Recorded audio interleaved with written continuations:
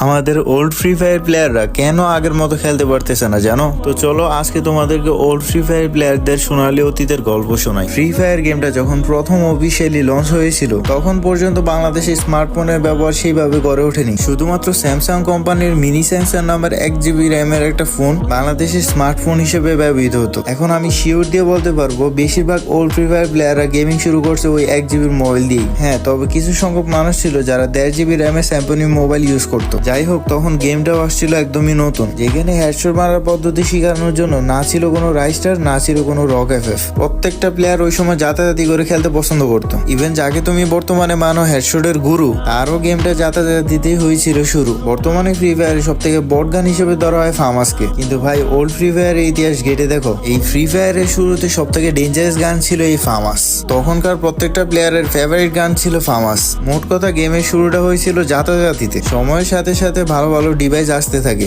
এর সাথে জন্ম হয় কিছু লেজেন্ডদের, যারা কিনা আমাদেরকে এই গেমটাকে একটু ভিন্নভাবে খেলতে দেখিয়েছে। তবে তারপরেও কিছু পুরাতন প্লেয়ার তাদের পুরনো পদ্ধতিতেই খেলতে স্বাচ্ছন্দ্য বোধ করতো। তারপর আস্তে আস্তে শুরু হয় নিউ ফ্রি ফায়ার প্লেয়ারদের এন্ট্রি নেওয়া, যাদের কিনা শুরুটাই হয় ভালো ডিভাইস দিয়ে প্লাস ভালো সেটিংস দিয়ে। তারা যখন কিছুটা ভালো খেলতে শুরু করে দেয়, হেডশট মারতে শুরু করে দেয়, তখনই তারা পুরাতন জাতা প্লেয়ারদের অপমান করতে থাকে। 2 দিনের নতুন পোলাপান পুরাতন প্লেয়ারদের বলতে শুরু করে নোব। এগুলো পর্যন্ত কিছুটা ঠিক ছিল, কিন্তু যখনই গেমে রিভাইভ অপশন চালু হয় তারপর থেকে পুরাতন প্লেয়ারদের গেম খেলার ইচ্ছাটাই চলে যায়। কারণ রিভাইভ ছাড়া বুয়া নেওয়াটা সবার জন্য চ্যালেঞ্জিং ব্যাপার ছিল, আর এই চ্যালেঞ্জিং ব্যাপারটাই সবার কাছে সব থেকে বেশি ভালো লাগতো। তখন একটা বুয়া নেওয়ার যে ফিলিংসটা ছিল, রিভাইভ অপশন চালু হওয়ার পর ওই ফিলিংসটা একদমই নষ্ট হয়ে যায়। এইসব কারণেই আমাদের ফ্রি ফায়ারের ওল্ড ফ্রি ফায়ার প্লেয়াররা দিন দিন হারিয়ে যাচ্ছে।